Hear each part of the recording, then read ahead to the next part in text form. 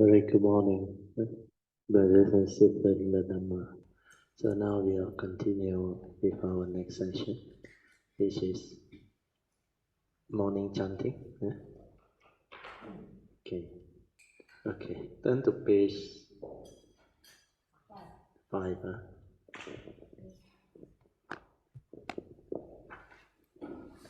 Okay. Dedication of offering, morning chanting. To the Blessed One, the Lord, who fully attained perfect enlightenment, to the teaching which he expounded so well, to the Blessed One's disciple who have practiced well, to these, the Buddha, the Dhamma, and the Sangha, we render with offerings our rightful homage. It is well for us that the Blessed One, having attained liberation, still had compassion for later generations. May these simple offerings be accepted for the long-lasting benefit and for the happiness it gives us. The perfectly enlightened and blessed One, I render homage to the Buddha, the Blessed One. The teaching so completely explained by him, I bow to the Dhamma. The Blessed One's disciples who have practiced well, I bow to the Sangha. Now let us pay preliminary homage to the Buddha, homage to him, the Blessed One, the Worthy One, the fully enlightened One.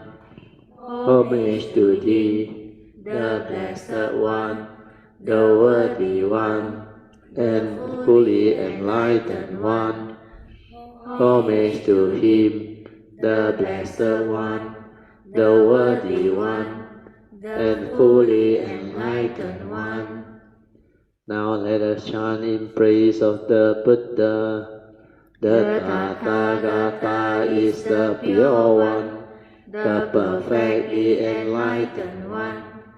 He is impeccable in conduct and understanding, the accomplished one, the knower of the world.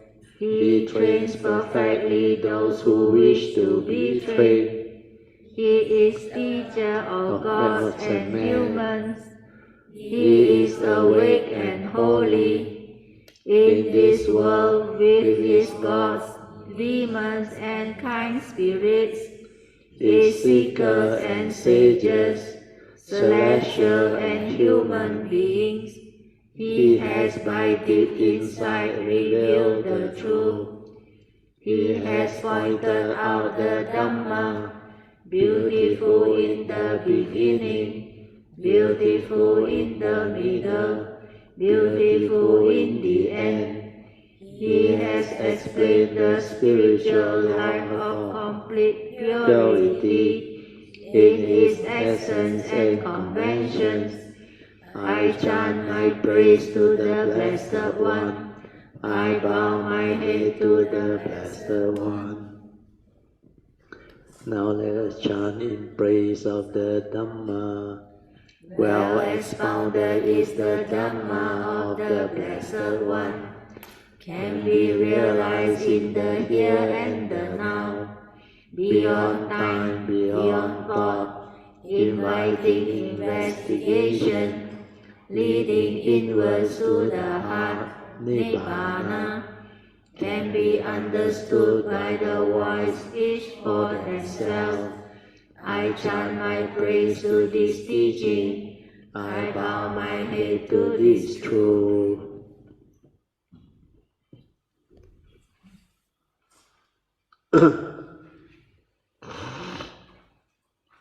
For those who just came in, we are on page 8 of the chanting book. Now let us chant in praise of the Sangha. They are the Blessed One's disciples who have good conduct, who have upright conduct, who have wise conduct, who have dutiful conduct. That is the four pair, the 8 kinds of noble beings. These are the Blessed One's disciples. Such ones are worthy of gifts, worthy of hospitality, worthy of offerings, worthy of respect. They give occasion for incomparable goodness to arise in the world. I chant my praise to this Sangha. I bow my head to this Sangha. Now let us chant our salutation to the Triple Gem and a passage of encouragement. The Buddha, absolutely pure with ocean-like compassion, possessing the clear sight of wisdom, destroyer of worldly self-corruption, devotedly indeed, that Buddha I revere. The teaching of the Lord, like a lamp, illuminating the path and its fruition, the deathless, that which is beyond the conditioned world, devotedly indeed, that Dhamma I revere.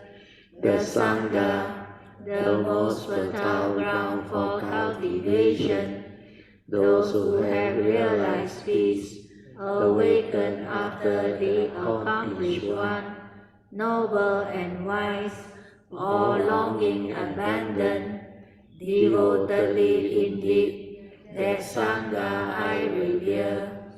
This salutation should be made to that which is worthy. Through the power of such good action, may all obstacles disappear. One who knows things as they are has come into this world, and he is an Arahant, a perfectly awakened being, purifying the way leading out of delusion, calming and directing to perfect peace, and leading to enlightenment. This way he has made known. Having heard the teaching, we know this. Birth is suffering, aging is suffering, sickness, disease is suffering, and death is suffering. Sorrow, lamentation, pain, grief, and despair are suffering. Association with the disliked is suffering. Separation from one's loved ones and our prized possession is suffering. Not attaining one's wishes is suffering. In brief, the 5 aggregates of grasping are suffering. These are as follows: identification with the body, identification with feeling, identification with perception, identification with mental formation, identification with consciousness. For the complete understanding of this, the Blessed One in his lifetime frequently instructed his disciples in just this way. In addition, he further instructed Rupam Anicca, Vedana Anicca, Sanya Anicca, Sankhara Anicca, Vijnanam Anicca, Rupam Anatta, Vedana Anatta, Sanya Anatta, Sankhara Anatta, Vijnanam Anatta, Sabbe sankhara anicca sabbe dhamma anattati. All of us are bound by birth, aging, sickness, and death, by sorrow, lamentation, pain, grief, and despair, bound by suffering and obstructed by suffering. Let us all aspire to complete freedom from suffering. The Blessed One, who long ago attained Parinibbana, is our refuge. So too are the Dhamma and the Sangha. Attentively we follow the pathway of that Blessed One with all of our mindfulness and strength. May then the cultivation of this practice lead us to the end of every kind of suffering. Okay, the closing homage, we chant the Pali.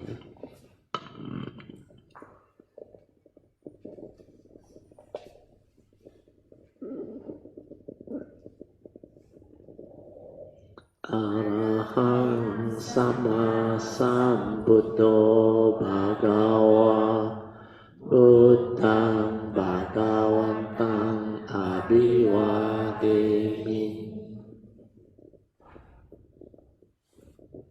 Swakato Bhagavata Dhammo Dhammang Namasami. Supatipano Bhagavato Sāvaka Sangho Sanghang Namami. Okay, you all can be seated.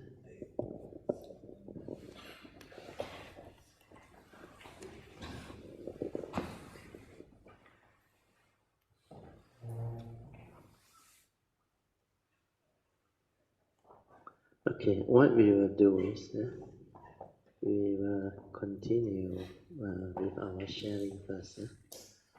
Okay. Turn to page 184. Manya, you continue. 1.2 Zen Proverb. First, you see the mountain as mountain. This is conventional or mundane seeing. Then, you see mountain as not mountain. This is seeing with the above Surangama sayings understanding. Finally, you see mountain still as mountain again. This is seeing things as they are with understanding that everything is suchness or what is, able to accept things as they are, hence able to accommodate both the conventional and ultimate realities to live life with wisdom and understanding. So this one you all by now should understand. So the first seeing, 看山是山, what is the meaning? You perceive mountain as mountain. So what type of consciousness is that? Normal, mundane consciousness is that. So that one comes from where?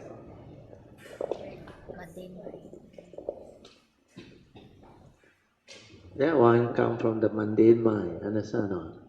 That's why mundane mind will perceive it that way. We are mundane seeing. So like this projector, from the mundane mind, it perceived through consciousness. Then this one appear through your senses. Always remember, how do you know the world? How do you interact with the world? So that knowing is how you create the phenomenal world, existence, life, everything you come to perceive. Understand or not? It's a phenomenon. Can follow?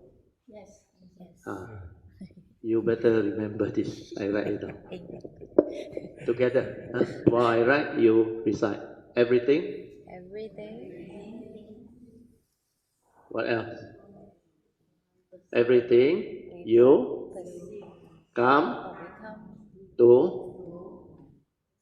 perceive is No. It's a phenomena. It's a phenomenon. Okay. Because the definition of phenomena is whatever that can be perceived by the mind is a phenomena. Understand? So that is the definition. What is a phenomenon? Whatever you can perceive with your senses is a phenomenon. So everything in existence that has the sense data for you to perceive, that is a phenomenon. Perception is a phenomenon, mental perception. There's a mental flow, mental phenomena. Feeling is a phenomenon, perceivable.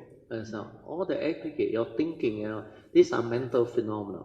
Then the consciousness, then everything that moves within nature is a phenomenon. Like the swaying of the tree, the movement of our physical body, the moving car. These are nature's phenomena. Understand?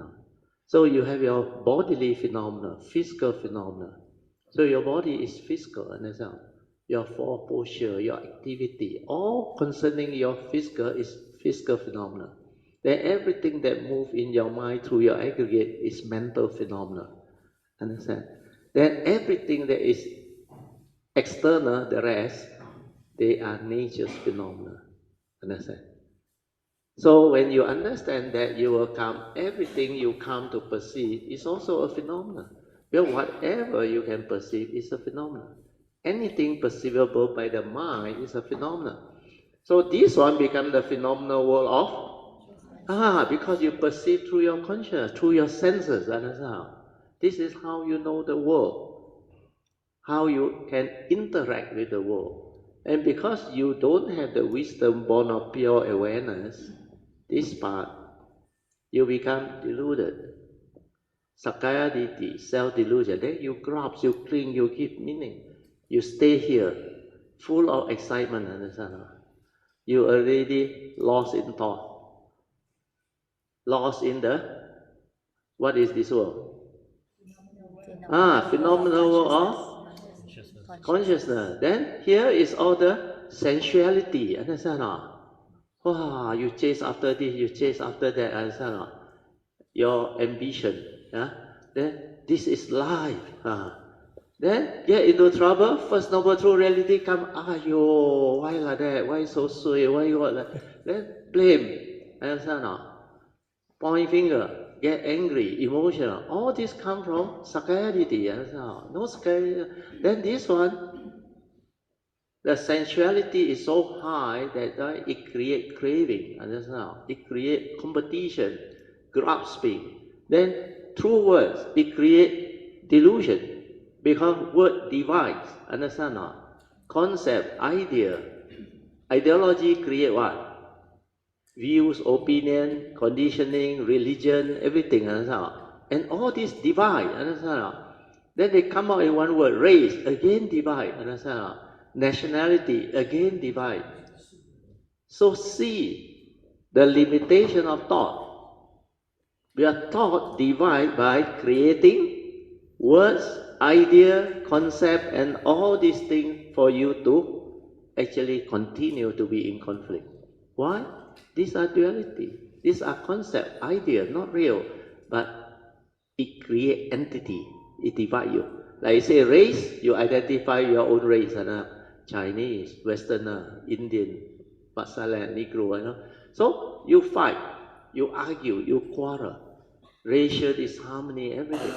So this is what the phenomenal world of consciousness is all about. Because of the sensuality, it draws, it lure. The word is lure, L-U-R-E, siarua. You understand how Hokkien word? So how did you kena all this? Because you lack understanding of who you are, what you are, self-knowledge. You don't know this fellow. You only know human being. Me, I exist. But the Buddha is smart. He realized this is five aggregate. Listen now. Then to know what is this five aggregate, you ask yourself, who am I? What am I? So you cannot deny that the Buddha is correct, because he said there is a form, physical form, the first aspect. Then there is a consciousness, mind, trapped inside. And this consciousness got four aspects, the aggregates. aggregates of mind. It can feel, it can perceive, it can think, it can create mental state, it can do all the funny things that the mundane mind do. So everything that the mind can do is sankhara, including feeling and perception. Then it can make you conscious of what you see, what you hear, what you smell, what you taste, what you technically feel and think. That's how the sixth sense door, like magician, create all this illusionary world, the phenomenal world of consciousness. Now you understand. Get this understood clearly so that you see clearly, image only. Magician creating all this. Understand now? And create through illusion, wrong view, sakkayaditi. Then you grasp, you cling, give meaning. Then the world of sensuality lure you, condition you to grasp, cling, entangle. Then the result is what? Affliction, suffering, misery. All the list that Sui write, the green color. If you don't understand this, means what? You suffer without knowing why you suffer. You still believe this is real. You still believe, like just now, Jin Hao came and talked to me. Say, but now only I start to understand why he last time got. He is a financial guy. He last time got big ambition, want to be financially successful, want to know a lot of things, want to invest, want to do everything. Then what happened? When he started to come into the real life career in the industry, he under so much pressure and stress. So all this phobia, fear and all things was actually accumulated inside. Then this one keep on haunting him.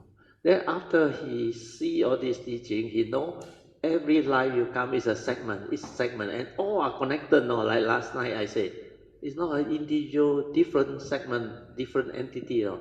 Then he realized all this follow the law of what? Karma. So develop the Dhamma understand, take care of karma, no need to be ambitious. You got Dana Parami, money come, wealth come, understand? No need to be aggressive, competitive fight inside here, understand? Like survival of the fittest. Only 1% make money, understand? The rest, 90% 99 lose money. So this type of money game you want to play? Huh? They say, sat cao, sub cao, 9 loss, No, 10個9個輸，呢所以100個999個輸 You want to play or not? So delusion, understand? Why you? It's just like you believe feng shui, you believe all the medium, you believe all those fellow that tell you all those things. Like Sui An got a cutting, the Hong Kong feng shui master took them say this is supposed to be your best feng shui. Then earthquake, he died inside there. He himself don't know that he will die and he is a feng shui master. So all this, if you have the Dhamma, you know. What did the Buddha say? You are all born of your karma. Born of karma, heir to Heir your to your karma karma condition. conditions, And you are what according you to are. your karma. Karma decide everything. And you will believe all this kind of thing. Don't want to take care of karma.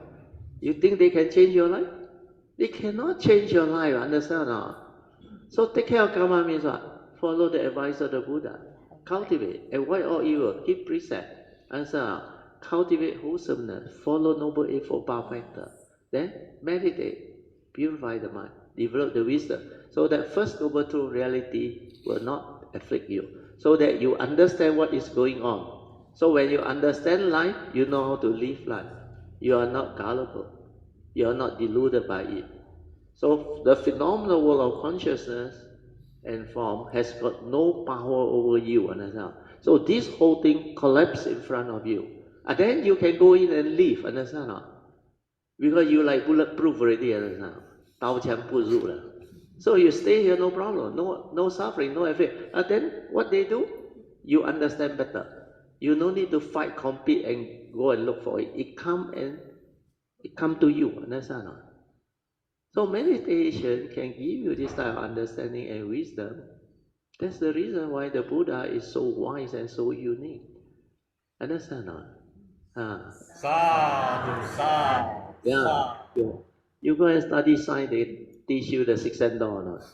They only tell you the organ, they know everything about the organ, the specialist. Give you medicine, charge you consultancy fee, medical fee, everything. Understand? But he never teach you how you function as a human, how you operate. Understand? How to use your senses. Like Sui just now share was very good. He realized after hearing all this, understand, we are all over here, understand, in the brain. And this is cluttered, this is memory, this is knowledge. And this one perceive thing differently, understand now, through your delusion, your scarcity, your selfishness. And Ingbi will know. The Buddha said false perception. Remember? There is what papacha, the what I forgot the Pali word. The false perception. So before you become enlightened, everything you perceive is delusion, understand? That's why false perception, understand? Your perception is not the direct seeing, the pure perception, understand? It's tinted with scarcity, delusion, the evil roots, understand? So how can you operate and act from the memory that has all this nonsense, understand?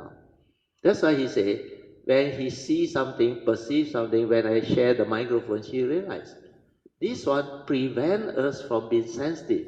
Your senses are underused, understand? Because you believe the brain. True or not? Once you say microphone, that image of that microphone, I know lah, microphone lah. Like, ask you, Four Noble Truth, what is the first Noble Truth? Life is suffering lah. You don't go in already, understand? Because you have that knowledge with you, the concept that people, and everywhere I go, I share Dhamma, I say, you know the Four Noble Truth or not? Oh, everybody say yes. Kuchi Metao. Or the Pali one, Dukkha Samudaya Nirodha Magga. Then, what is the first Noble Truth? Dukkha, life is suffering. Standard question, standard answer. No? How can you understand life and you depend on this one that listen and remember, commit to memory and become knowledge. That knowledge is for you to pass exam, score, understand? But cannot live life, understand? So because of that, Sui saw, if she shift down to the heart, with the awareness, this one don't come and disturb, he becomes sensitive, understand? The senses, that's why you hardly use 1% of your senses without pure awareness. Understand? Most of the time, this is rubbish telling you things. You think you see things as they are. You perceive things the way your brain is so conditioned to tell you, based on your views, your opinion, your conditioning, your fear, your phobia, your delusion, including your insecurity, everything. That's how you act, understand? That's how you become fearful. That's how fear, worry, anxiety arise. Because you don't understand. This one, every time, very conditioned. The worst is your habitual tendency. Hear something, only panic. See something, or react already. Especially when you take for granted your relationship with your spouse and your children. You know, a lot of family, they argue, they fight, and they walk out. Why? Because both also take for granted, especially spouse. After married already, like Alexander Pope said, reality begin what? After the first day of marriage. Before courting, before he get you, very patient. Take your time. Don't worry. I come and fetch you tonight. We go for good dinner. How are you? Means very caring. After a while, married, register, be zao liao, you know what happened? Why take so long? I see I buat I kuat. Ayo. My friend waiting lah, wedding starting lah. Then different already. Then never ask. Go back. Why food like that? Cold, not hot. All the complaint only. Then you know lah, the wife after some time also posong already. Then what? You think you very good? You cook yourself lah. That's how. Then lagi posong. That is how you enter into conflict. You're not sensitive. Not sensitive one. Means what? You don't love yourself. You don't love your loved one. You didn't have any care or concern. You never reflect how relationship should be managed. You take for granted.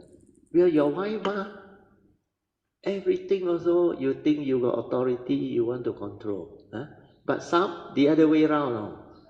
Lady control, no. Queen control, queen, the queen very powerful. So you play card, you know, the king lose to the queen, no. The queen control. So when queen control, you cannot say anything. And how did all this evolve to be what it is? Lack of sensitivity, and you are not mindful, you are not aware, you are not because you don't feel their suffering, their hurt. You don't feel their problem, their misery. Especially if you are sensitive, you are a good spouse, wife or husband. When your partner come back or the other opposite spouse come back, if they don't behave normal, you can know one day like 有心事, you know what is 心事? Huh? Got problem troubling them inside, understand? You can know they are not normal already. They like alone, worry. You can see their fear, their worry, their anxiety. Then if you are sensitive, you don't go and kacau them and make them worse, understand? At least talk to them nicely. I observe today you are different. Is there anything that happened in the office? Do you want me to together share the problem, the burden, so that we resolve it together? I will support you. Whatever happens. Your boss want to fire you, want to sack you, don't worry. Then he confident already. Otherwise he worry, come back, bo bin, man, tell my wife, I kena charge you. You know I charge you? Love letter, 24-hour notice, gone. Then some dare not tell the wife somehow, no. Pretend to dress out every Monday to Saturday. No. Drive car out, no. But don't go office. No. Go to the pub and drink. No. Understand? Then try to get friend. Kaki, hey, you how? You still got job? Your boss got fire you. What the hell? That is not life. Understand? No? So all this, if you were to reflect and contemplate into life, that's why life is your greatest teacher. You learn all this Dhamma, that's how. But you must be aware, sensitive, like Sui realized. So when you stay here, you develop awareness, the thought doesn't interfere, you see things as they are, you understand things without fear, without emotion. Otherwise, up here, stir there. That's why no yoniso manasikara. You stay here, develop this understanding, yoniso manasikara, spontaneously from you. Then this follow not deluded. Then you can live life, understand not? You got bulletproof, understand not? 刀枪不入, nothing can harm you, nothing can hurt you, nothing can make you miserable. Good or not? Yes. You must have this type of understanding. Then you go all out to cultivate and develop the understanding. The Buddha took so long to perfect and come to the world out of love and compassion and give to the world this type of teaching free. You somehow don't appreciate. No gratitude towards the Buddha. Take for granted. Someone say, "Kam kau ma fan." Must meditate, must sit. Every day must walk. When you don't understand it's important, you complain. So by complaining, what do you get? More affliction, more misery. No amount of fear, worry, anxiety, sorrow, lamentation, and complaint can help you. Understand? The only thing that can help you is wisdom. That's why I keep on emphasizing wisdom free. No wisdom, you cannot be free. So, 看山是山 is normal perception. Okay? Then the next one, 看山不是山. That is the direct seeing. Understand?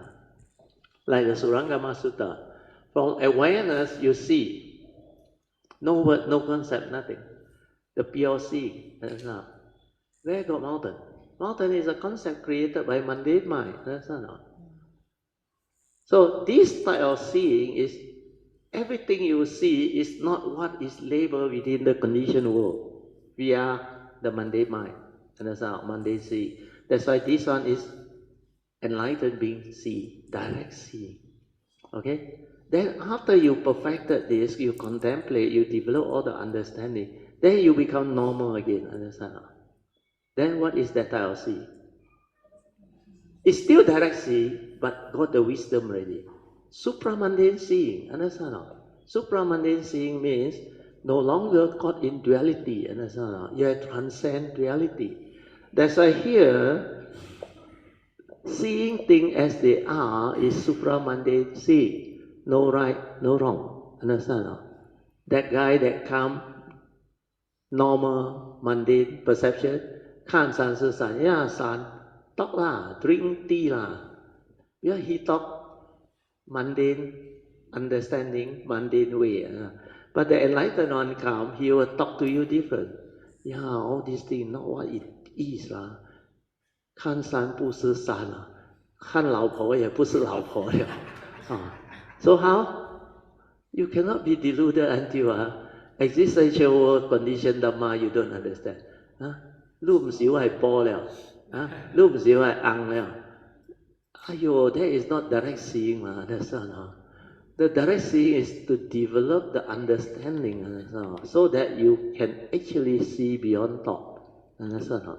Beyond mind, and realize the truth. See things as they are. Means, know this, know that, no right, no wrong. So, supramundane seeing means, like what I say here, finally you see mountain as mountain again. This is seeing things as they are with understanding that everything is suchness, or the isness of things. So you're able to accept things as they are, hence able to communicate both the conventional and ultimate reality, to live life with wisdom and understanding. That is the ultimate aim. That's why I said to live life, you must have the unconditioned Dhamma understanding and the conditioned Dhamma understanding. Both must complement each other. Then you understand what is the human being all about. Then you do your duty, because this is subject to karma. Then you can love your loved one. Understand? But without delusion. Anything happen following First Noble Truth reality, it cannot afflict you. Understand? Because everyone is subject to birth, old age, sickness, and death. Even my loved one. Not only my loved one, my own form and mind also like that. What more?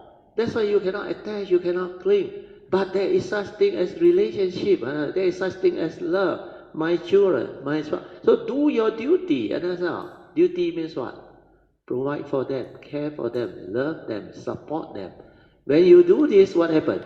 In future, when you come, you got parents that love you, care for you, support you, and provide you the same.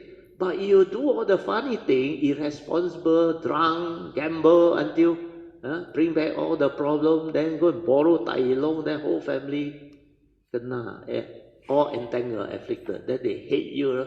So karmically, in future you come, you become the victim. Your father also like that. Understand? Drunk, gamble. All the problem he committed, loan shark, everything, the problem throw back to you. And your whole family kena. Because this is what you have done in the past.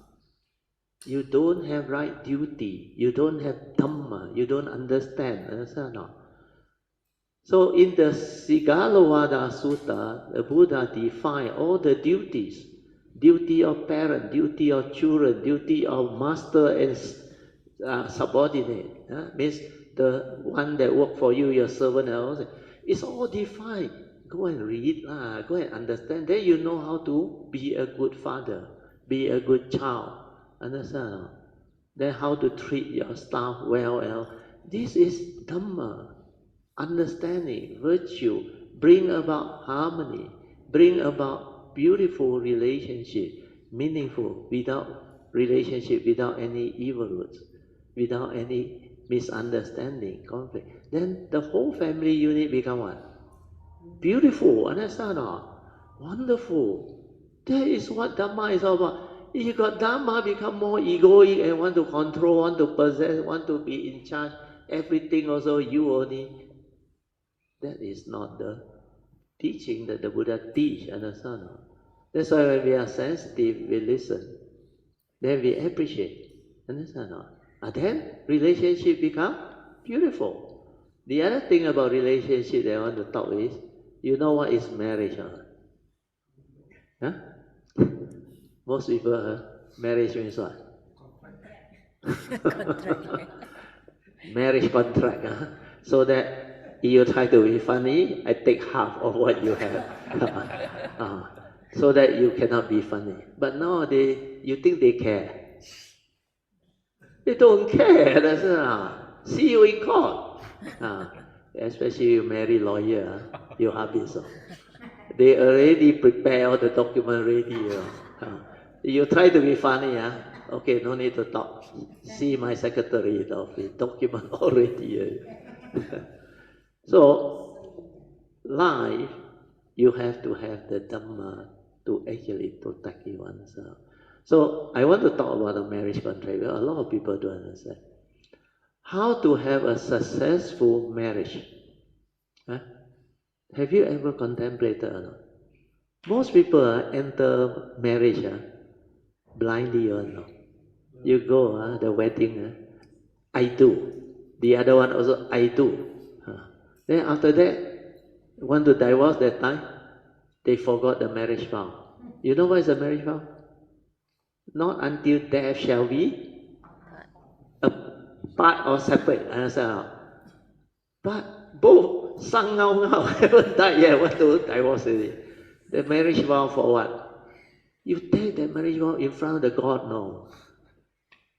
You promise the God, no. The Buddhists promise the Buddha, no. But people, because of selfishness, they are not serious. So for a marriage contract to be meaningful, successful, for a relationship to flourish, what must you develop as understanding? Huh? The first thing first is, both must be sincere. my daughter know the Dhamma. Sincerity pave the way. They must have faith in each other. Understand? Don't go and suspect. Oh, this fellow 讨价了. This fellow got something up already. Like that how? No faith, no trust, no sincerity. Understand? So when you have faith, when you have sincerity, when you have trust, then the relationship will work. Understand? Means what? After marriage, you don't have to say, hey, you married already, you cannot go out anymore. Why must that be the case? Understand? Life still go on. But the understanding is, we support each other. Understand? Two person live life, even financing your mortgage or whatever, then solving the family duty. You are good in this, you take care of this. You are good in this, you take care of this. Understand? So there is harmony. Understand? There is understand. So you travel 2% also better, isn't it? You go toilet, one fellow look after the luggage, isn't it? Then the other fellow can go and sort things out. Or you have to attend to things. 2% is so much better. Understand? Then you can have the twin sharing with your wife. Understand? Your spouse. So if you understand, all this is going to make the life a lot better. It's definitely better than one person. So when you have the faith, the sincerity, and the trust, the marriage contract becomes meaningful. Means what? I have faith in you. I trust you. Okay? Then I am sincere. But if these three things are breached, that relationship will fail. Understand? So you have to understand that. So as long as I have the faith in you, I trust you, I am sincere, then I let you do what you want to do, understand? Because we are sincere. Finally, like he say, you will not tap out back and create problem, understand? But you cannot fool around also, because the precept say what? Third precept is what? Third precept is what? I undertake the training rule to abstain from sexual misconduct. You cannot simply go and contact all those things and bring it back to the family. What the hell is going on? Then all this cannot hide one, no? You understand? No? Sooner or later, now video camera everywhere, no? You think you can hide? Huh? You go somewhere, they say, tao tao mo mo, also video camera, pew! Understand? No? Accident, every now and then, instantly all the video come out. No? Then you become a road bully. That's why now road bully very scared already. Because all the precedent set, understand? So all this is for you to understand. So if you have faith means I trust you, you trust me. We go about doing our thing. Means my personal life I continue. But my duty, family first, understand not? I do my duty. Then if I want to raise a family with a child, I should understand that this is the decision I make, understand not? You know, to raise a family you think easier. A lot of mother will tell you, one children also, at least 15 to 20 years, you really tie down and sacrifice. The birth is another thing. To raise them, easier. You ask the mother and say, they will tell you, nobody can make me angry except the two monkey at home. Because they are your children. They actually argue with you, fight with you, and say all those things. You cannot do anything. Where you are the mother, that's all. You want to discipline him, thank God. Because you don't know the Dhamma, that's why you kena children like that. But this is what you kena back. Last time you children, you like that monkey, do all those things to your parent. So now karma, you become the victim, you become parent, you give birth, the monkey too come out. Then you kena back lah. That's why when you understand Dhamma, you take care of karma, your life beautiful. So if you don't like past life, fool around, then not serious about the marriage contract, then you will meet up with somebody also like that one. Then divorce lah. All the misunderstanding and suffering that is related to relationship, all will hit you. So when you take care of karma, all this will fall into place. Then more important is in life, when you have trust, when you have sincerity, then when you have the understanding, the relationship can be very beautiful. Well, I trust you, you trust me. Understand? Means I will not suspect you. I will not. As long as you don't breach the contract, you do your duty, then everything is in harmony. Then give and take. Understand? Be sensitive. Care. Care means be sensitive to feel for each other. When they got problem, when they have situation that need your advice or need your help, you better be ready. Understand? Like when they fall sick, or they got problem with their in-law, or they got problem with the office, or with children, or they entangle themselves in life. Resolve it. So important thing is to have sincerity to a relationship. If both are sincere, what happens? Beautiful. I won't breach a contract, I won't cheat, I won't 偷家, I don't, because of craving, desire, go and do all those funny things or lust. So when this thing doesn't happen, means there is harmony, there is true meaning to relationship, because you are sincere. When you are sincere, you can trust the opposite. Understand? If you don't have sincerity, you cannot trust. Understand? You're suspicious. So sincerity leads to trust. Then when there is trust, there is sincerity, then the understanding unfolds. If we have these two to actually keep us in place, then the relationship is beautiful. And then there is harmony. Understand? Then there is meaning to life. Then the whole family unit become beautiful, exceptional. That is how you should understand life. But not easy. You think very easy. You repeat what I say, see your girlfriend or spouse agree. He said, the hell with you. He said, I want you to make more money so that I can buy more. All the bag and all those things. All the, what? LV. Louis Vuitton, or don't know what. That one too high the price tag. Then the shiny one. So depend on your karma. You kena one like that one, I tell you. Your salary must be very fat. So all this you can see and you can understand. But to understand life, like Chin Hao come to know, take care karma. Develop the Dhamma understanding. Okay? Okay. Sadhu. Okay. Manya, continue. 1.3. 1.3 Zen analogy. Two monks were arguing about the temple flag waving in the wind. One said, the flag moves. The other said, the wind moves. They argued back and forth but could not agree. Hui Neng, the sixth patriarch, said, "Gentlemen, it is not the flag that moves, it is not the wind that moves, it is your mind that moves." The two monks were struck with awe. This is because Hui Neng knew that these monks still have form delusion, so he prompted and hinted to them to see the next level, which is mind Dharma. To refer earlier Heart Sutra notes for the detailed explanation of this Zen analogy. So you all understand now? Huh? The two fellows were arguing what? Because they use mundane seeing. One said the flag move. The other fellow thought he more smart. No wind, how to move? The wind move. Then who is right? Who is wrong? You cannot say both wrong lah, right according to them lah, understand now? Because this is the mundane world with mundane seeing, with the duality. But the reason is they are trapped in form Dhamma. Where they see form, they cannot see beyond form. How did Hui Neng say your mind move? Yeah?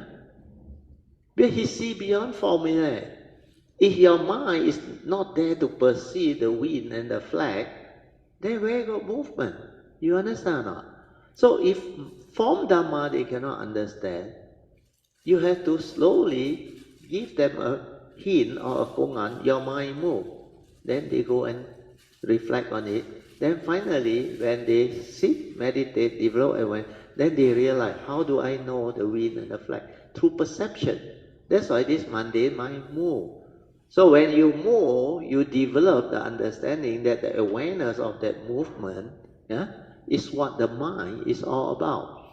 But Hui Neng already beyond mind. From the poem of Shen Xiu, you know. But why did he tell them, your mind move? And not teach them the unconditioned Dhamma, which is beyond thought, beyond mind. Because they are trapped even at the form level. How can you teach them beyond mind? Teach them about mind first. Because there is another Zen story that continues. After 6 patriarchs passed away, then later on the disciple all developed the understanding. Then they had a discussion at one of the, I think, they gathered at one of the monastery. So in the discussion, they all asked, why did Hui Neng say the mind move? Then they have a lot of argument, because the disciple different opinion as well. So everyone give their opinion. There was one lady cooking for them. This lady passed by, heard. Then the monk also feel funny. Every day the food come out. Is some of the monk that think of the food will come out. Means this lady can see, can read mind and all that. Means got special spiritual penetration. They call it the sixth penetration. Like including the first 5, the Shen Tong, divine eye and all that. Then the 6th penetration, the 6th one is enlightenment. So this lady got. That's why he can read their mind and he wants to help them. He also wants to be part of the community to develop the wholesomeness. Then he passed by. You know what she said or not? Where got mind? A lot of the monks become enlightened. He is taking them beyond mind, understand? Where got mind means they realize when they were doing the awareness-based meditation, they were here. There is no mundane perception. That's why straight away the state of no thought, the first hallmark of Hui Neng, understand? 无念的境界. That's why straight away they awaken. So next time you go and try, where got mind? If you don't do the awareness-based meditation, you cannot understand one. So that's why the lady who is enlightened know the monk are ready. That's why he just give a kongan, where got mind? Straight away he awaken you. Understand? Even monk also can make it track like that. They got awareness-based and all things. They still read the Sutra and try to reason and discuss why the master say that. Until the hint come, where got mind. So this is how Dhamma is to be realized. There are so many ways, no need to sit, you can awaken. Because when you have awareness-based meditation, actually a lot of things you see, you saw, you actually have the understanding. But nobody make it clear to you. You still cannot see it one. Like all my sharing, if I don't point it out, you think you can easily understand. You have to find out yourself. No, you don't take how long or not. You may be aware, but this one is because I gone through, contemplated so long, and for 30 over years since 1989, that stability or understanding in my past. That's why I can straight away share all this. So this is to help you cut short your cultivation, understand now? You don't have you don't have to find out yourself, no. So a lot of all this teaching, the pointer is to help you save time, understand now? Then you straight away, otherwise you think you can progress so fast. Do you realize? I think Enby they were studying the other type of Theravada teaching for so long. What they teach? Do you think you can reach this level that you have? There is no way they can actually catch up with what you all understand, even at your level. The five aggregate also don't know what is sati, also don't know what is mundane mind, what is supramundane. Everything don't know. So, like just now, I think in the Chin Hao asked me a question, Chi Wei was around. So Chi Wei also asked something. Then I share. I say, after Chin Hao understand me, I say, all this that we discuss, you go and check. The traditional teaching, the conventional one, what do they teach? They got all the words, understand? The essential Dhamma. Like just now I say, Four Noble Truths, they rattle it out for you. First Noble Truth, life is suffering. That's it. Then like some of the monks, they teach you Sati Panya, understand? You know what is Sati Panya? Sati is mindfulness. Panya is wisdom.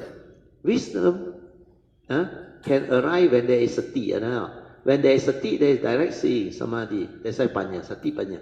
But they cannot explain to you what is sati and how to do it. You understand? That part missing. Then all the other essential Dhamma also. You read, you hear like a lot of Dhamma word, everywhere. The essential Dhamma, Vipassana, Jhana, or whatever. 40 meditation, then like from the commentary, very sophisticated. But you check, any real Dhamma related to life or not, that can give rise to understanding or not? None. So how can they catch up with what you have learned? What you have learned is so different, And with that, you see the big difference is what? One is thought-based, understand? Knowledge acquiring type of teaching. The other one is awareness-based, that see for yourself, understand and awaken and realize. That's why all this, the whole Sutta book, you think is standard Dhamma. Nothing to do with the standard Dhamma are the word, but the interpretation of it, the explanation of it, the elaboration of it, and how to actually relate back to life, and how to connect all these essential Dhamma, the teaching, they are all interconnected, not separate teaching, bits and pieces here. That's why it becomes so different, so potent. Now you understand? So when you learn the true Dhamma, go to the heart, please. Overnight you cannot change, but develop awareness, then go to the heart, be confident. Then what happened to Eng Po Cheng, even Song and this Alicia, they all, you also can realize, well, when she tired, straight away lie down, go to the heart already. Means what? They have done it. Understand? They have developed the stability of it. Otherwise, it cannot happen. So all this is to give you the understanding, the faith, so that you can actually progress progress very fast and very differently. Okay? Continue. Okay. Bodhisattva's son died. No crying, no sorrow and lamentation. Why? Because the Buddha knew whatever that is of the nature to arise is also of the nature to cease, and what has been born has already ceased to be, so no amount of sorrow or lamentation can bring back the dead. We have been born so many times, so which one of the many eons of segmented lives or birth and death is you? So clear now? Yes. Because the Buddha has such wisdom. The son died, he didn't cry. The wife also didn't cry. They do what they have to do. Because the understanding is, no amount of sorrow and lamentation can bring back the dead. These are the reality. Karmic, condition like that, things will be like that. So acceptance, free. Understand now? Okay, move on. Cameron Highlands retreat, stillness, breeze. Dharma contemplation, when your mind is silent and still. All of nature's phenomena plus mental and physical phenomena can be perceived clearly. So remember, just I told you, what is a phenomena? Anything perceivable by the mind is a phenomena. That's why everything you perceive is a phenomena. Then what are the three types of phenomena that cover the whole spectrum? Physical, mental, and nature. That's how you divide the understanding and make it easy for people to understand. Continue, Manyan. So when your mind is silent and still, all of nature's phenomena, mental and physical phenomena, can be perceived clearly. See? Without mindfulness, how can you see them? How can you develop the understanding? Okay? Then continue. Because they keep on arising via mental perceptions and consciousness within your silent or true mind. So this is what you have to do. When you are here, aware, you can see this, understand now? Where this is a byproduct from here.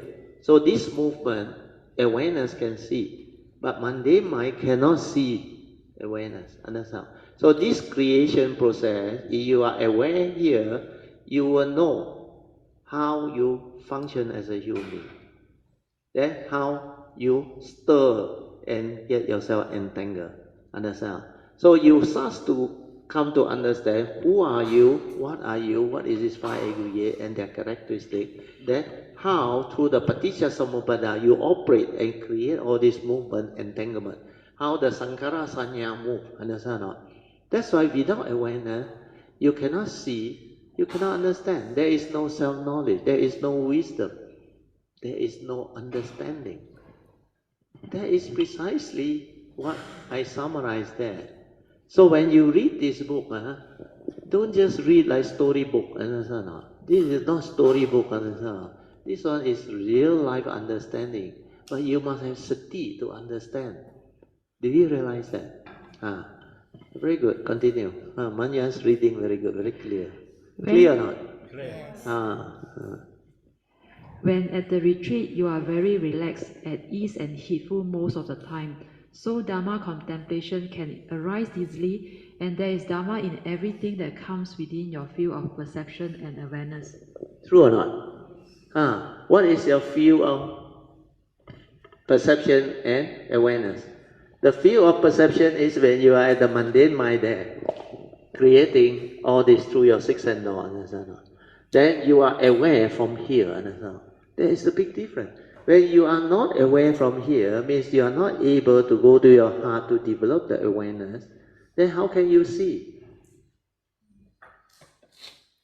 People who are here, for those who see, they always see. People who are here cannot see. Why? Because they are not aware. They are lost in thought. And what is thought? Limited. Understand? Trapped in their own content. Understand? That's why duality, argue, concept, word. Then thought divide because thought create words. Understand? Word create concept, create ideology. That's how the world becomes so entangled. Understand? War, conflict, everything. It's because when you see the limitation of thought and how thought divide and create all this conflict, war, misunderstanding, and affliction, you wake up and then you still think the thought is your friend. Every day stay up here, keep on playing with it. And finally, burn until hangus. Then only blame. Why so sweet? You ask yourself, why so sweet? Who made you sweet? All the segmented life that you live. Understand? Otherwise, how can you be so sweet? That's why you think other people suffer. It's because of what you did. Every life you come, you kena all this. Understand? You cannot say, I commit, somebody else suffer. No such thing. It's all related, connected. Like I told Jin Hao, he understand the meaning so fast. Every segment, which one is you? None of them. But they are all related, connected. Understand? That's why after that he realized, in the phenomenal world, compete, fight, and do all those things for what? The thing I should take care is karma, so that every segment come is beautiful. The money will come, the wealth will come. That's why gem everywhere, spiritual wealth everywhere. You don't know how to walk this path to pick and choose. Understand or not? And no need money one, no. Just bow down also God. Understand or not? Rejoice also God. Then sit there and listen and enjoy also God. No. Listening to a Dhamma. Then reflect, contemplate, straighten your view. Also got spiritual wealth. Like that also don't know how to do. Then sadhu, also got. No need mahani one. No. Then provide service, sincerely help sasana, help Kayamita, set up Kayamita fund, manage. All this also spiritual wealth. No. Don't know how to do. No. Understand? No? That's why the volunteer, they understand. They say they sincerely volunteer and no need money they do, and they do it so well. You think people no need to organize a retreat for you? The past, Sui An plan. Sui An actually do the most work. Pama Sui want to help him. Then Pama Sui call me back. Sui An say he can handle all the fun, the collection. Finally he handle. That's why we must thank Sui An actually. And the main one is Pama Sui, help to organize all those things. Not around. Pama Sui Bodhi. Lie down. Oh, lie down. Okay. Yeah, sadhu. She got listen. Don't worry. Okay. So know how to walk that path, choose and pick, and fatat or not. Yes. Everything you do when you are in the path of cultivation, together with Kalyamita, cultivating, everything is spiritual wealth. And your karma, shining bright. Understand? Means what? No evil root, no darkness. Understand? Like the thing you offer, light. Understand? Everything is light. Without all this understanding, you somehow believe in feng shui work hard go this seminar that seminar then consult what? Consult Bomo medium you think that one can help? Go understand? Okay? Continue. Part 2, Report of Meditation. 2.1. Meditation is not just about developing calmness. Question.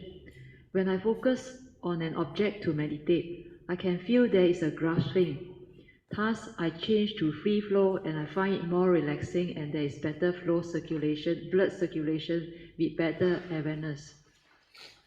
Brother Teo answered, meditation is not just about developing calmness, nor having good and bad meditation experiences, but it is about developing wisdom via the silent mind in awareness to insight into the three universal characteristics of anicca, dukkha, and anatta.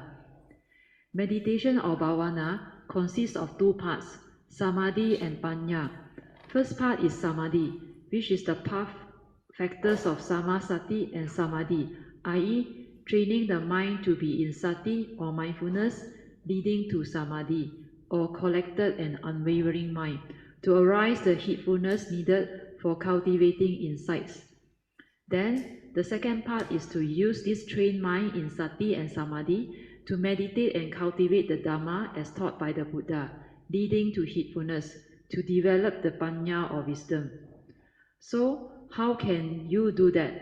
Can you do that by focusing on an object of meditation? Or must you just train your mind to be aware via a skillful means or a meditation object?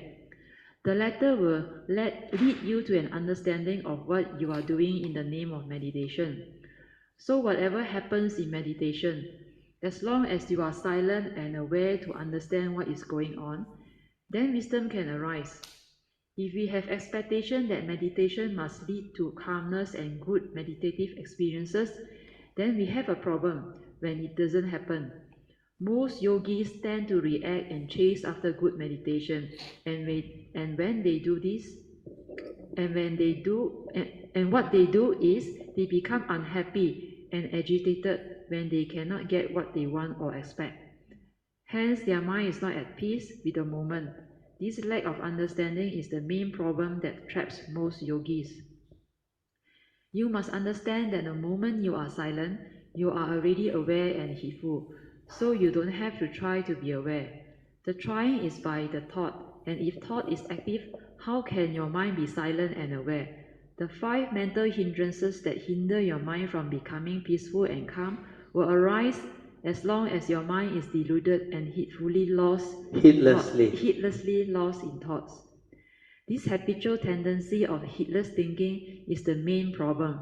So, to counter these 5 mental hindrances, we need to cultivate the opposite 5 spiritual faculties of Sada, Viriya, Sati, Samadhi, and Panya by cultivating the following. Number 1, the devotional practice or puja to develop the faith, the Viriya, and Sati. 2, the mind-sweeping method and metta to decondition the heedless thinking while just feel and relax, no more thinking. Then 3, cultivate anapanasati or mindfulness of the in and out breath to stabilize the sati, born of the above training, leading to the silent mind sati, followed by samadhi and panya. There was a question raised by a yogi during the last Saturday meditation class as to why the random thoughts keep on arising during her meditation. I told her, this is good because at least now you are able to be aware of your own lack of peace and understand why your random thoughts keep arising. Why these thoughts and not other thoughts? This is a very important inquiry. Sui also learn about it. Why this thought, not other thought? And then you find out. Continue. When you are aware all this without any reaction of mind and agitation or trying to do anything, then what happens? You will come to realize that these random thoughts arise due to your attachment or clinging to a lot of those mind activities that affected you during your daily life. And these arising thoughts have a lot to do with the memories, which you had deposited or accumulated, scars of memories, into your brain over the years. And since thoughts are response to memories, that is how random thoughts arise during your meditation. But if you just let it be and remain just silent and aware, then these random thoughts will start to slow down on their own until there is just stillness or quietness. Also, if you don't cling and live your life with heedfulness and wisdom, then all this clinging and grasping and accumulation will cease to be, and you will be very peaceful most of the time. V is the 3 universal characteristics of nature, and Pasana is to insight into. Hence, Vipassana is a meditation that leads to the ability of the mind to insight into these 3 universal characteristics of nature to arise the wisdom needed to liberate the mind. So meditation is about insight and not about good or bad meditation. Reaction of mind is due to one's wrong views that condition the arising of wrong thoughts, leading to the fear, worry, anxiety, and restlessness of mind. Understand why awareness how these wrong thoughts come to be and how they condition our fear, worry, anxiety, sorrow, and lamentation, etc. Via thoughts, projections, and proliferation is very important. Then, understand how Dharma can allow us to develop the wisdom needed to free our mind, leading to the peace and tranquility within. This is meditation. So clear, huh? Next chapter, yeah. 38 Heart Sutra class. 1.1 Form Dharma and Mind Dharma. This one also very important. Continue. It is important to understand what is form Dharma and what is mind Dharma. For example, I am a religious person. My religion says I cannot take certain types of meat, not permitted. I cannot touch or use the bowl that contains this type of meat used by people of other religions. Then by the same logic, they shouldn't breathe the air that the people of other religions have breathed or the money that they have used. This type of action puts emphasis only on the form Dharma, i.e., they only deal with the form and are not able to see the mind as yet. Form has so much meaning to them, hence they can be deluded by it, and it is because of their attachment to form Dharma that conditions them to cling to the external forms and identify with them as right or wrong, spiritual or non-spiritual. Outwardly, they try to become more spiritual, but inwardly, at the mind level, they are still barren because they cannot see their rather latent defilements, evil mental intentions and thoughts. True or not? Yes. Spiritually, inwardly, they cannot see. They can't even see mind. That's why all their defilement, latent one, no, their lust, their craving, their aggressiveness, and so on, their desire to protect the religion and promote the religion and believe that they are the best. They cannot see all those defilements. Then they also have lust, craving. You look at their religion, the statistics show what? A lot of things they are number one, no. Understand or not? Oh. So, no need to mention, otherwise sensitive. Okay, continue. Another example is taking vegetarian. When you don't understand why are you vegetarian, then the same problem will arise. Some people are vegetarian because they thought by doing so, they will be more spiritual and compassionate because they don't cause to kill anymore. There may be some truth in that statement, but if you don't have the clear understanding of why you go vegetarian, then delusion can still creep in because you fail to understand that spirituality has nothing to do with what you eat. For spirituality is about cultivating the mind and purifying it to develop wisdom, to liberate our mind. Otherwise, all the herbivorous animals like the cows, the goats, and the horses would have been enlightened because they are vegetarians all the time. For they only eat grass, and the funny part is, what they eat finally becomes meat too. True or not? Huh? So don't be gullible, understand? The precept say, don't kill, understand? Abstain, undertake the training rule of causing harm to fellow living being. But if you don't have the understanding, if at the mind level you still a lot of defilement, your greed, hatred, and delusion still a lot, then you try to be spiritual outwardly, understand? I am vegetarian means what? It means you are more spiritual, more compassionate. Then, Huining, live among the hunter. He also had to prepare their meal, understand? But he only take the 肉边菜, you know what is 肉边菜? The veggie cooked with the meat together, understand? You think he break precept? Forget about it. The mind is more important, understand? Outward form Dhamma, forget about it. As long as you don't have that delusion to kill, to harm, and to break the precept, if other people willing to prepare and sell to you, that's why he told the monk, understand?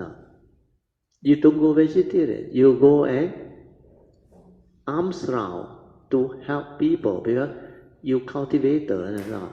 You are a field of merits. If you are a noble one, limitless merit. That's why you go and support the community, provide them with fertile ground to do merits and all those things. So when you go for alms round, set the good example, be mindful, and understand why you go for alms round. Then whatever that is offered, as long as it satisfies the three conditions, you can consume, whether vegetarian or non-vegetarian. Even the meat, you see, the three conditions is what? 不见杀, 不闻杀, 不为你杀. What is the meaning? You don't see the killing, the suffering. So, when you don't see, you don't hear, when is here and all those things, then not kill because they want to offer to you, then it's okay. They go and buy from the market and prepare. So why not? That's why Theravada monk, they go this way. Mahayana monk is slightly different. Most of them are vegetarian. Some even go to the extent of the 5 panjan also they don't want to take. Understand? Son Tao and all those things. Like I say, form Dhamma is what? It's not what you eat that make you holy or spiritual. Understand? It's how you train your mind. Understand? Remember that. So form Dhamma is not that critical. Like you want to be compassionate, loving. You mean by taking vegetarian not to kill? You are more compassionate, more loving? Do you know the vegetarian food, the veggie oil thing, how much pesticide they use or not? How much killing involved or not? That day, was it Jingyap? That's chemical one. Or Sui An, I think. Sui An in the room with us. They all plant organic or no? Down there. No? Then this guy use pesticide up there. No, plant normal one. Spray, then the rain come, wash down, the organic also become pesticide. No more organic. So how? Fight again? No? I mean, it's up to you. But understand the focus. The focus is not on form Dhamma,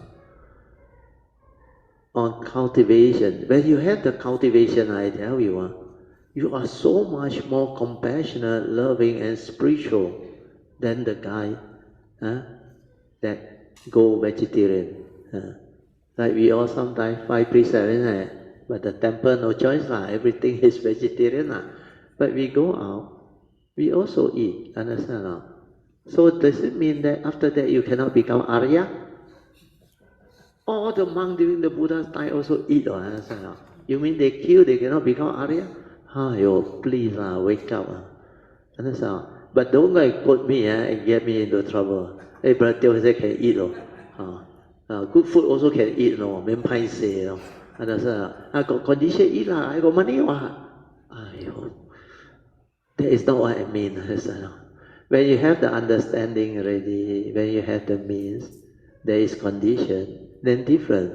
But you don't know how to see condition. You don't understand. You just quote me and selfishly want to do the thing that I say can be done.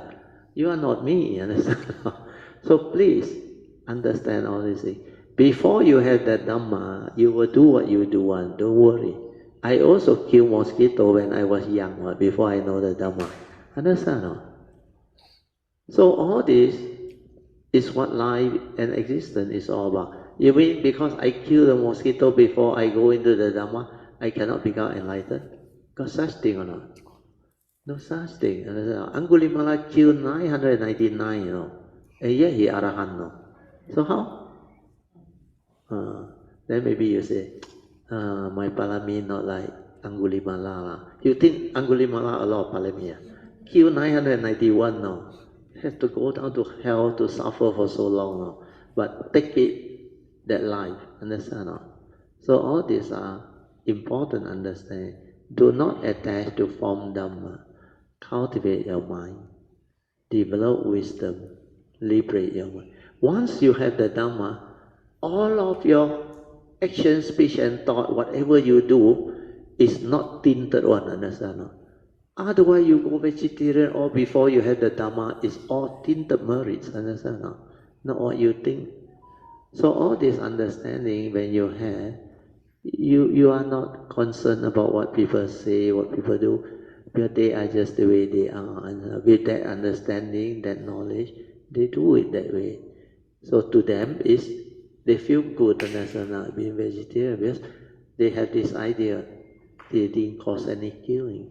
But like I said, a lot of pesticide, a lot of preservative, and the most funny thing is they got mock meat now, understand now, to make it taste like the real one. No? And they say this is vegetarian. No? Understand? No? I mean, not to comment or what. People are just the way they are. No? So you see the what they call contradiction behind and all those things. But this is society, understand? No? Can make it popular, can sell, why not? Understand? No? As long as it's no meat. Understand? Just now we also tasted char siu, right? Then I also saw the one like fish ball. No? Actually, I want to show it to you. What is wrong perception? You perceive it's fish ball, no? Actually vegetarian. So all these are dhamma.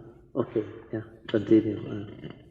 The other important point that one need to understand is, for the true cultivators of the way, there will become a time for them to go vegetarian, and they will know when and why. For their cultivation has reached the mind level, and they are so sensitive and so clear with their understanding that they are ready to go vegetarian. This is a good understanding. But what happens when you don't have this type of understanding? When your understanding and cultivation have not reached this level of refined compassion, then becoming vegetarians like the others has not much meaning, and it will not make you more compassionate and spiritual. It is like at the form level, you are trying to impress others outwardly that you are a vegetarian, but inwardly, your mind is still not ready, and so cause with all the cravings, selfishness, anger, hatred, jealousy, violence to harm and kill, pettiness and fear, etc. All this you cannot see. So what is happening? This is attachment to form Dharma and not cultivating the mind Dharma of the mind level to develop the wisdom to understand beyond form Dharma. This is like some devotees who chant to renew their 5 precepts but still break them. Break them. Outwardly, they will say, I am a Buddhist, you know. I cannot lie and steal or commit sexual misconduct, etc. But then, inwardly, are they really a Buddhist? As a true Buddhist, and to be worthy of the Buddha, the minimum we should do is to be able to at least heed his advice, to avoid all evil, cultivate goodness and wholesomeness and purify our mind, right? 1. To avoid all evils, you will have to keep our 5 precepts while developing our mindfulness and heedfulness to diligently cultivate the first 2 right efforts. A. To abandon the unwholesome thoughts or mental intentions that have arisen. And B. The other right effort to prevent the unwholesome thoughts from arising. 2. To cultivate goodness and wholesomeness, we need to cultivate the next 2 right efforts. A. To promote or rise the right thoughts, right speech, and right action that are still not in you. And B. The other right effort to refine upon whatever right and wholesome mental intentions and thoughts, action and speech that you have developed. As these 4 right efforts are cultivated at mind level, hence they are still thought-based cultivation, involving effort or the thought. A better way to cultivate goodness, wholesomeness and blessings is to understand that the absence of evil is by itself already good. With this understanding, one only needs to cultivate the stability of daily mindfulness, leading to the heedfulness to constantly avoid all evil mental intention that condition one's negativity. Then there will be no more need to use the 4 right efforts anymore. 3. To purify our minds, we need to go beyond thought to cultivate only mindfulness or sati, the silent mind, to see things as they are, without the interference of thoughts, while its views, opinions and conditioning. This is direct seeing, which is also called the 3rd turning cultivation, leading to the realization of bhavana, manya, bhavana, maya, panya, wisdom born of bhavana, or the meditative discipline. At the mind level, you can still be deluded because you must understand that your mind is the forerunner of all things. Mind is chief, and everything arises from the mind. So if one acts, speaks, and thinks with a wicked, unwholesome mind, then suffering will follow one like the wheel that follows the hoof. So even though the mind Dharma is more important than form Dharma, one can still get trapped at mind level if one continues to be deluded by the aggregates of mind. When we identify via form, then we will discriminate according to what we see or perceive like male and female, old and young, beautiful and ugly, race, nationality, etc. Like I am a Malay, Chinese and Indian, leading to racial discrimination, while identification with our external physical forms or appearances.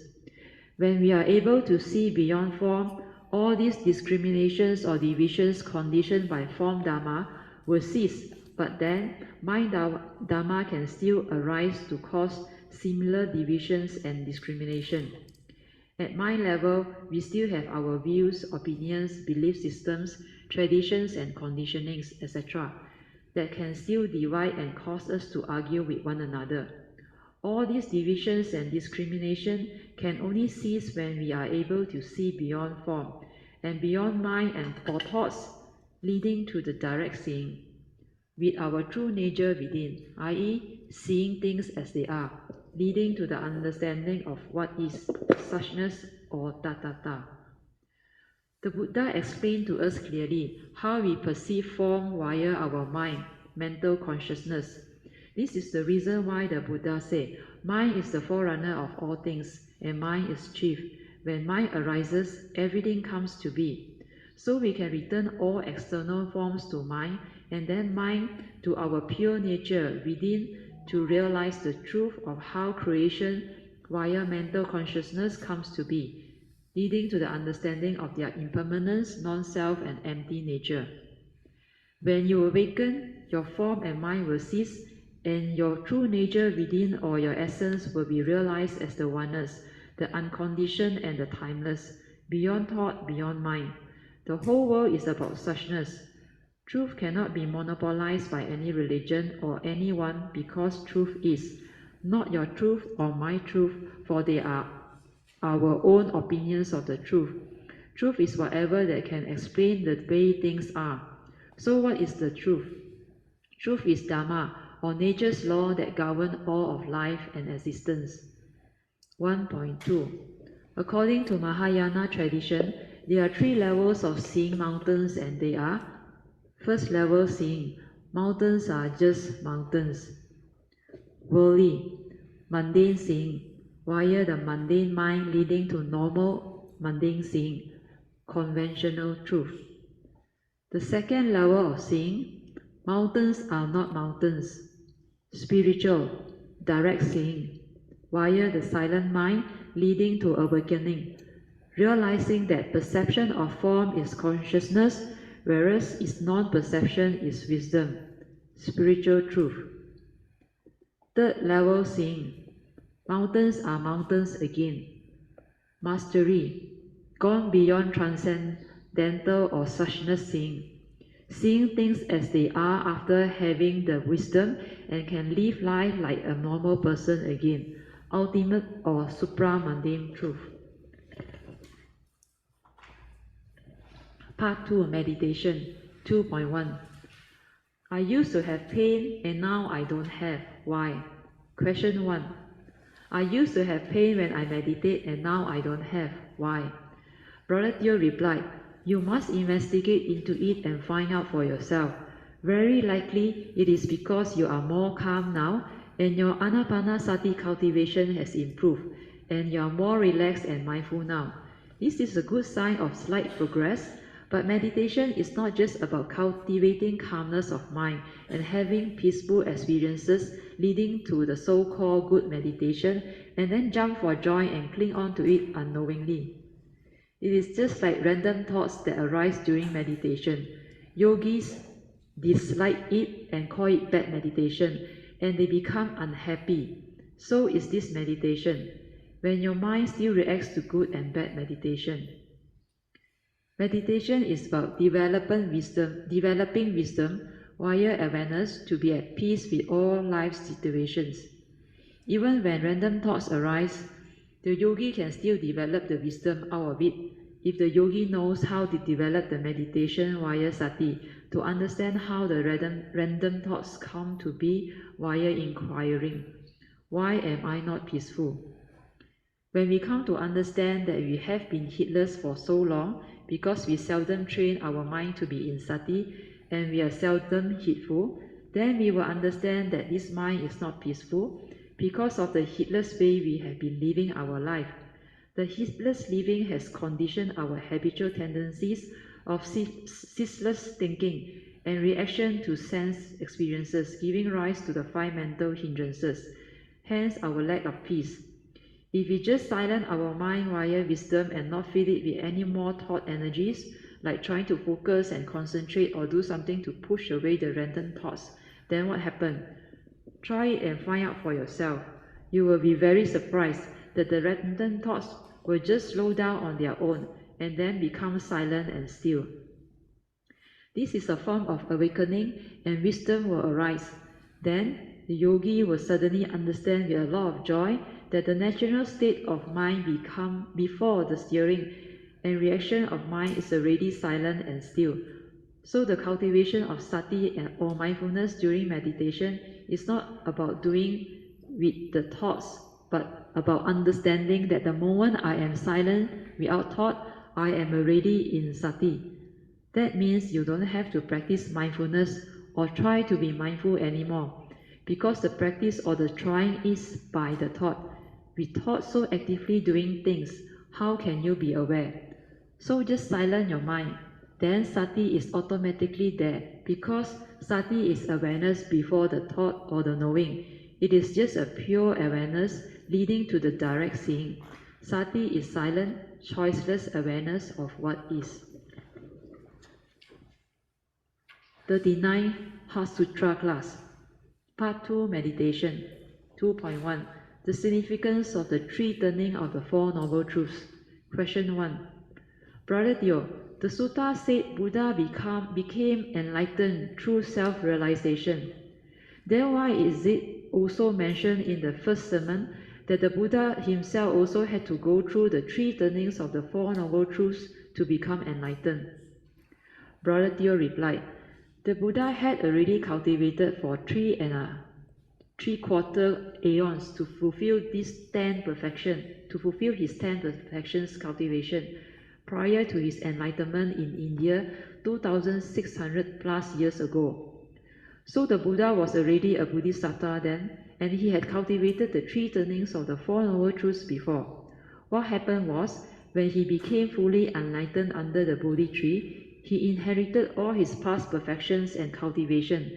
Hence, he knew the 3 turnings of the 4 Noble Truths are very important.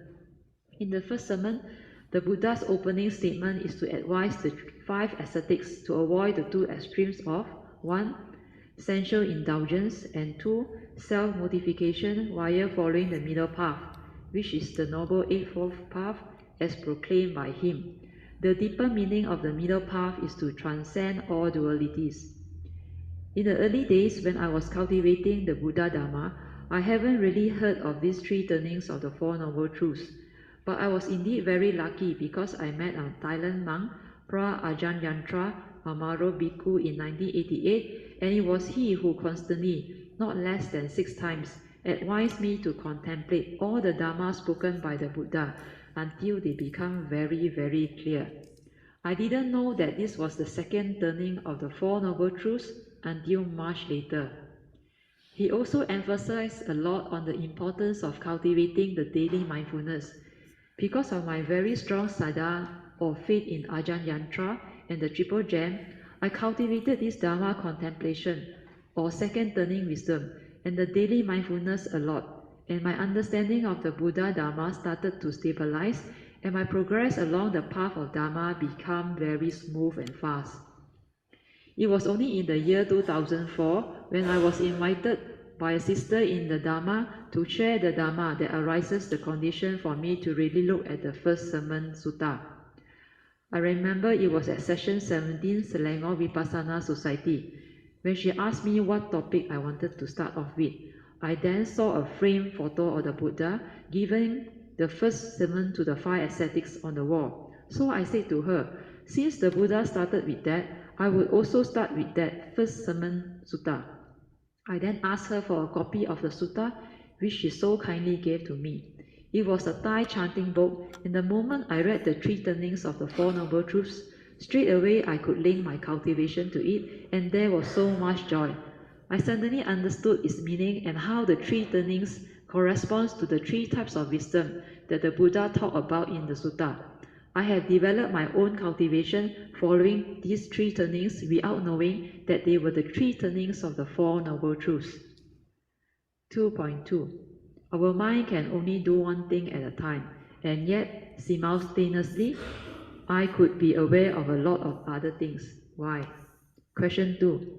According to Brother Teo, our mind can only do one thing at a time, but in my meditation, how come I could be aware of my in and out breath, and simultaneously, I could be aware of a lot of other things like my other thoughts, perceptions, and bodily sensation, etc. Why is it so? Brother Teo replied, this is a very good question. You see, when your anapanasati had stabilized, your awareness will enable you to do that because mindfulness of your in and out breath will help you anchor your awareness there. With that awareness, silent mind with inner awareness of the breath, you can definitely be aware of your thoughts, perceptions, and bodily sensation or tactile consciousness, because every time when you are aware, you are not thinking. So this awareness of all your other mental activities like perceptions, tactile and thought consciousness are actually all separate entities, but because your mind can move so fast, it is as if you can multitask them, as if they are all happening simultaneously. When you are aware of the breath, there is no thought, i.e., mind and breath as one. But the moment you start to arise a perception of what you have perceived, your mental aggregate of sanya has arisen, so it is a separate entity. Then what do? Chances are you will deludedly react or grasp on it via your views and opinion. Unless you have wisdom or yoniso manasikara at the moment of sense experience, your feeling will be conditioned into craving of likes and dislikes almost immediately. With wisdom, mindfulness, and heedfulness, you can be aware of thought and its content. You can be aware at the moment of perception, feeling, and consciousness, etc. But the moment you are lost in thought or preoccupied with what you perceive, then your mind is no longer aware, and you have become heedless. The mind that is aware is always silent. Hence, the moment you are aware again, you don't perceive or think anymore. The mind with silent inner awareness is actually the oneness nature that one can take in the entire phenomena world outside. 2.3. During meditation, I was more aware and able to sense the cooking smell as if in front of my nose. Why? Question 3. During my meditation, I was more aware and I was able to sense the cooking smell coming from behind the kitchen as if it is just right in front of my nose. Why? Brother Teo answered, when your mind is truly silent and you are aware, then this is possible because the smell is just the smell consciousness. The smell can travel to your nose because you are more sensitive when the mind is silent and not preoccupied with any thinking or distracted by any worry or anxiety. If it is a vibration like a very distant sound, you can also be aware of it, and the vibration hearing consciousness is very clear and sort of magnified. The silent mind in awareness pervades the entire oneness. Meditation is not about inquiry, how come the mind is like that? Meditation is about developing the wisdom to understand clearly the universal laws that govern life and existence, and to understand how you function as a human being, and that this so-called human being is all about. It is also to understand how the mind works and functions thereby understanding clearly the 12 links or law of dependent origination as taught by the Buddha. The Dharma or the truth is everywhere, but why can't you see? If only your mind is silent, you will be aware, then you can see. It is as if all of a sudden you can awaken to it. Hearing the truth, contemplating and reflecting upon it can bring about a lot of joy. Wisdom is not a rigid knowledge, it must be awakened too. Thought is created while a focusing of the perceived with its content Thought is created via. Thought is created via a focusing of the perceived with its content of consciousness that was introduced into it. Initially, it is just a spacious, pure awareness and silent. Learn to see how thought arises. When the mundane mind collapses, the pure awareness nature of supra-mundane mind will shine forth and it will be a lot clearer. Okay, we stop here for half an hour of meditation.